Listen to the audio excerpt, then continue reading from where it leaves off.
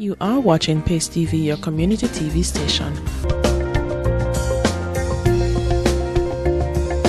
Welcome back to Inspiration. I'm Jerry King.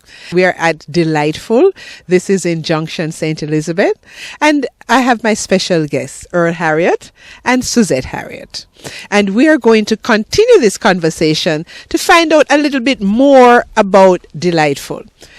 Mr. Harriot, how many plants and, the different types of plants are you developing here? Well, in this garden, we have about 350 different types of plants here. They are essentially ornamental plants, and a substantial amount of them are also herbal plants that are used for folk medicines and natural medicines.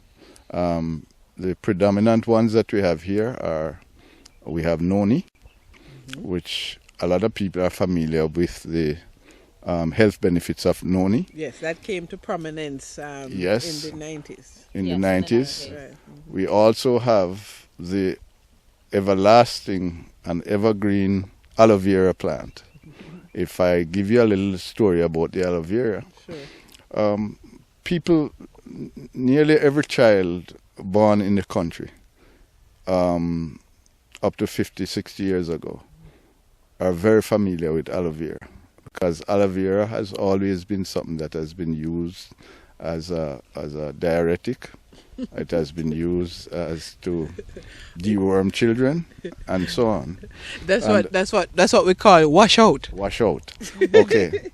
But apart from that, aloe vera has a tremendous amount of other medical benefits. Healing, right? Healing benefits. Mm-hmm. As a matter of fact, there is something to this statement. I was talking to an elderly gentleman in his 90s, and he says that he takes aloe vera every day for the past 60 years. He's 90 years old, and I tell you something, you cannot walk faster than him. And he doesn't even sound like he's 50 years old in his voice and all that sort of thing.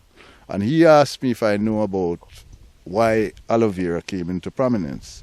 I say, well, I knew that we've been always using it as wash out and all different type of things, but I didn't know much about it. He said to me that when Jesus was on the cross and he asked for water, he was given gall, and the gall was aloe vera.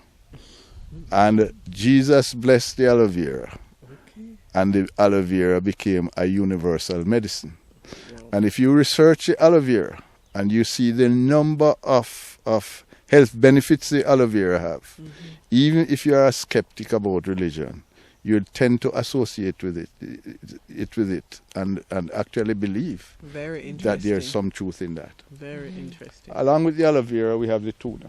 The tuna, people have always used it to... Here, in the garden. People have always used the tuna as a remedy for pains, back pains, and all that sort of thing. People always use it the juice to wash the hair, to improve, that's right. The quality of the hair. And similarly, they use the aloe vera for that purpose. So we also have other indigenous weeds that we have here, like the holy thistle, which people claim is good for, cleaning the liver. We have and in fact, we hear cancer patients. And a lot of cancer patients, I understand, are taking it now, and there are substantial reports on those things. We also have the saucer, which has been coming into prominence within recent times. A lot of people, they always take the saucer leaf to calm down the nerve. People always say they use it to calm down the nerve. And there's stories that it brings down your blood pressure and so on.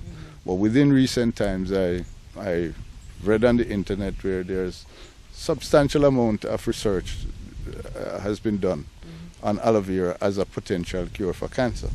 Aloe vera? No, not the aloe vera. Soursop. Both aloe vera, but the soursop in itself has a lot of research has been done on the soursop, which has grown. It's been grown in Jamaica all over the place, and they claim that it is even more effective against cancer than even chemotherapy or radiotherapy. Is that the fruit? The fruit And the leaf? bark and the leaf. Okay.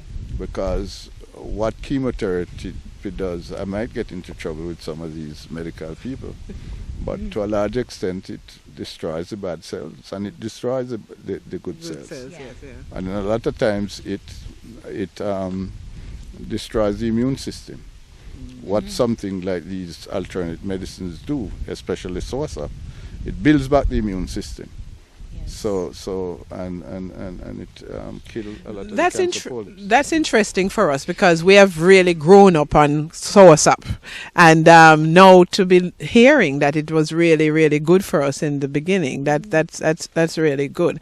You also, I actually saw ribena or red currant and pomegranate, like they call it overseas. Could you tell us a little bit about that? Well, the ribena is extremely high in antioxidant. The pomegranate is also very, very high in antioxidant too. And it is used as some of the alternate medicines too. The pomegranate is used in alternate medicines for the treatment of cancer. It's extremely high in antioxidants, and it builds up the immune system. The pomegranate is used all over the world, and it's probably one of the most expensive fruits that you have in most of the Western countries. Okay.